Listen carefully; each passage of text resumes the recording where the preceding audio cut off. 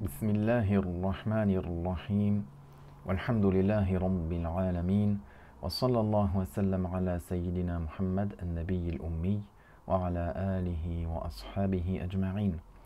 اللهم علمنا ما ينفعنا وانفعنا بما علمتنا وزدنا علما نافعا يا كريم. أما بعد، فنكمل في دروسنا من كتاب الأحكام الشرعية في الأحوال الشخصية للشيخ محمد قدر باشا رحمه الله تعالى. فنكمل في باب الكفاءة. Nous continuons dans notre livre du cours, dans notre cours à partir du livre Al-Ahkam al-Shar'iyya fi al-Ahwal al-Shakhsiyya du Cheikh Mohammed Qadri Basha, dans le chapitre et les questions relatives au mariage. Nous sommes toujours dans le chapitre de la kafa'a, le statut d'équivalence. فقال رحمه الله يعتبر الإسلام بالنظر للزوج وأبيه وجده لا غير. Concernant l'islam, qui est une des conditions concernant le caractère digne, le statut équivalent, alors concernant l'époux, c'est-à-dire l'homme, l'islam, de quel point de vue il est considéré? Il est considéré du point de vue de son père et de son grand-père, pas autre que lui. فَمُسْلِمٌ بِنَفْسِهِ لَيْسَ كُفْءًا لِمُسْلِمَةٍ أَبُوهَا مُسْلِمٌ. Il cite un cas de figure dans lequel si le musulman, c'est-à-dire ici ce qui est voulu par le musulman qui n'est pas arabe, al-arjami, le musulman qui n'a pas de lignée musulmane, comme celui qui est entré en islam par exemple, alors il ne va pas être assorti, il ne va pas avoir un statut équivalent considéré pour la femme musulmane dont le père est musulman. ومن له أب واحد مسلم ليس كفءا لمن لها أبوان مسلمان. De même, le musulman qui a un père qui est musulman, qui a seulement un parent musulman, alors il ne sera pas assorti pour celle qui a deux parents musulmans. ومن له أبوان في الإسلام كفء لمن لها آباء. لمن لها آباء. Et également, celui qui a deux parents musulmans, deux parents dans l'islam, alors il est digne pour celle qui a un père et un grand-père musulmans. Ils seront considérés comme équivalents, il sera donc kuf, il sera donc assorti, il aura un statut équivalent à la femme. قال رحمه الله شرف العلم فوق شرف النسب. Le mérite de la science, il est au-dessus du mérite de la lignée. فغير العربي العالم كفء للعربية ولو كانت قرشية. À partir de là, le savant, même s'il n'est pas arabe, alors il est digne, il est assorti, il a un statut équivalent à une femme, même si qui est arabe, même si elle est de Quraysh. وَالْعَالِمُ الْفَقِيرُ كُفْءٌ لِبِنْتِ الْغَنِيِّ الْجَاهِلِ. De même, le savant qui est pauvre, alors il est assorti à la femme qui est fille d'un riche mais ignorant. قال رحمه الله لا عبرة بكثرة المال في النكاح. Il n'y a pas de considération concernant la multitude de biens dans le mariage.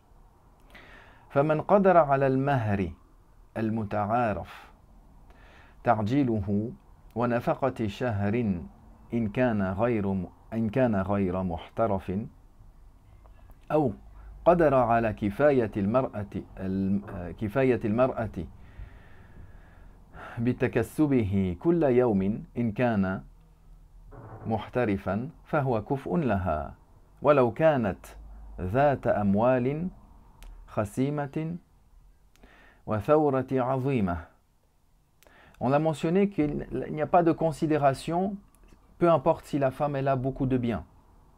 Du moment où celui qui est a la capacité de donner le mahar, qui a la capacité de donner la dot qui est convenue, qui a été citée, et qu'il s'en acquitte, celle qui est immédiate, celle qui s'en acquitte immédiatement. De même, il a cette capacité-là pour la charge obligatoire d'un mois, par exemple, dès lors que lui n'a pas un travail spécifique, mais il a sa charge pour un mois. Mais sur l'instant, il est sans travail. Ou alors, il a la capacité, pour celui qui a un travail, il a la capacité pour la femme de lui fournir ce qu'il faut pour chaque jour, au jour le jour. Alors, il est considéré comme étant digne d'elle, ayant un statut équivalent ou étant assorti. Comme on l'a dit, même si cette femme-là, elle avait beaucoup de richesses. Ce n'est pas cela qui est pris en considération. La yakunu al-fasiqu kuf'an li salihati binti salih. Celui qui est fasiq, celui qui est grand pécheur, celui qui est pervers, qui fait des grands péchés, alors il n'est pas assorti à la femme qui est vertueuse et qui est fils d'un vertueux. Il n'est pas digne d'elle. وإنما يكون كفءا لفاسقة بنت فاسق أو بنت صالح. Mais il sera digne pour celle qui est perverse comme lui, grande pécheresse comme lui, si elle est fille d'un vertueux ou si elle est fille d'un fasiq comme elle. قال الشيخ رحمه الله: تعتبر الكفاءة حرفة في غير العرب وفي من يحترف بنفسه من العرب. À la base, il n'y a pas de considération concernant la kafa'a du point de vue du métier pour celui qui n'est pas arabe.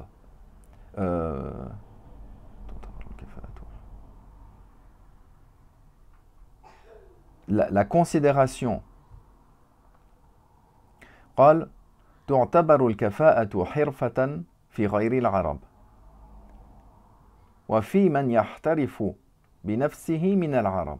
À la base, la kafa'a n'est pas considérée du point de vue du métier concernant celui qui est arabe, mais plutôt la kafa'a, le statut équivalent, il est considéré du point de vue du métier pour celui qui n'est pas arabe ou pour celui qui est arabe, mais pour ceux qui ont un travail.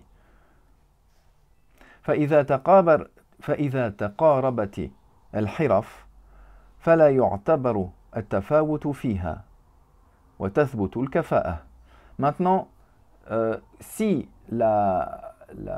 l'équivalence dans le métier elle est proche de l'autre, c'est-à-dire ici, on va prendre en considération le métier de l'époux et le métier non pas de la fille, de la femme, mais de son père. Comme les chouyours le mentionnent dans leurs commentaires. Bien sûr, nous, dans un premier temps, nous expliquons et découvrons et révisons un résumé dans les questions du mariage, qui sont toutefois certes bien détaillés, mais qui, bien sûr, dans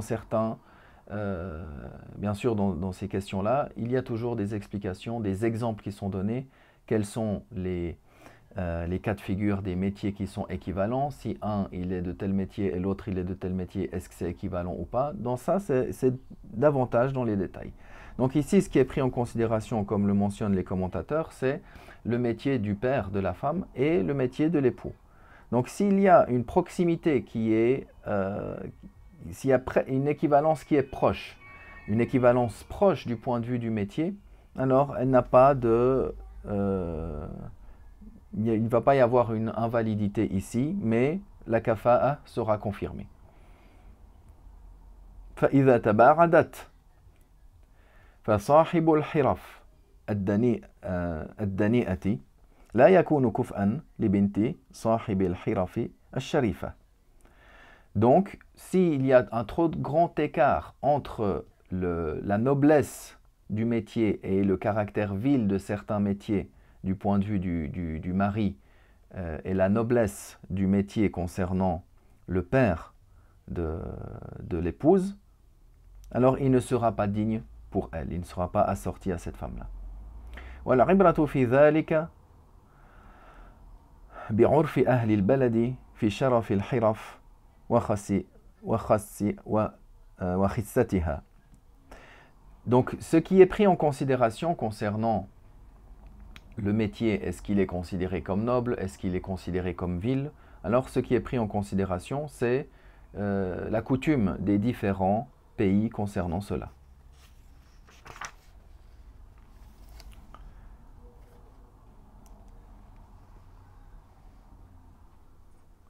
قال الشيخ رحمه الله إذا زوج الولي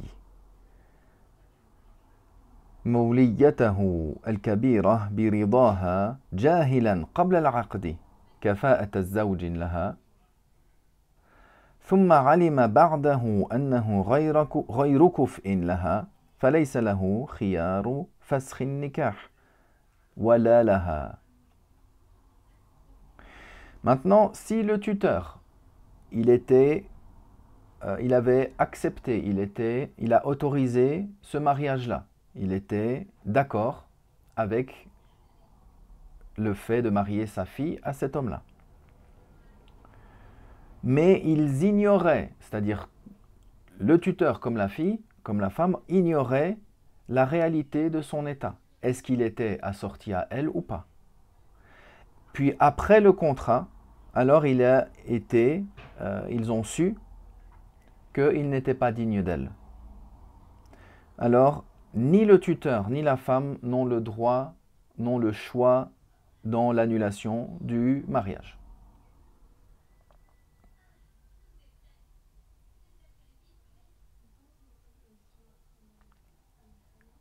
لماذا العلماء يقولون لأن التقصير هنا في السؤال من قبلها ومن قبل وليها. Pourquoi? Parce que les shuyukh, les ulama, ils citent ici que la négligence dans la question, dans le fait de chercher, alors il est du côté d'elle, de l'épouse et de son tuteur. ثم قال ما لم يكن اشترط الكفاءة على الزوج. C'est-à-dire qu'il n'a pas le choix, ni elle, ni le tuteur, d'annuler le contrat de mariage dès lors qu'ils se sont aperçus de la non-équivalence du mari après le contrat, en ayant ignoré cela auparavant. Pourquoi? Parce qu'ils n'ont pas fait les recherches nécessaires. Sauf, comme il mentionne, s'il avait conditionné le fait que l'époux soit digne d'elle.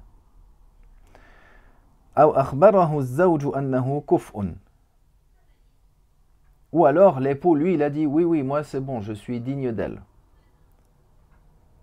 فإذا هو غير كفء فلها ولوليها الخيار في الصورتين.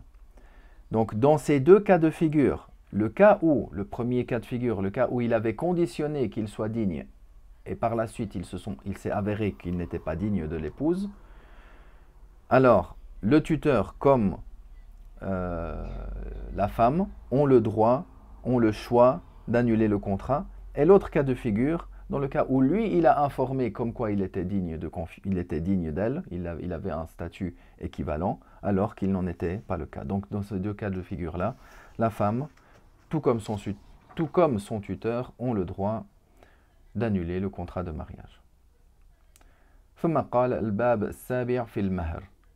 Puis il mentionne le 7e chapitre concernant la question de la dot, qui est répartie en plusieurs parties également, dans lesquelles il va énumérer quelle est la quantité minimale de la dot, qu'est-ce qui est considéré comme une dot, qu'est-ce qui n'est pas considéré comme une dot. Walhamdulillah wa sallallahu wa sallam ala rasulillah.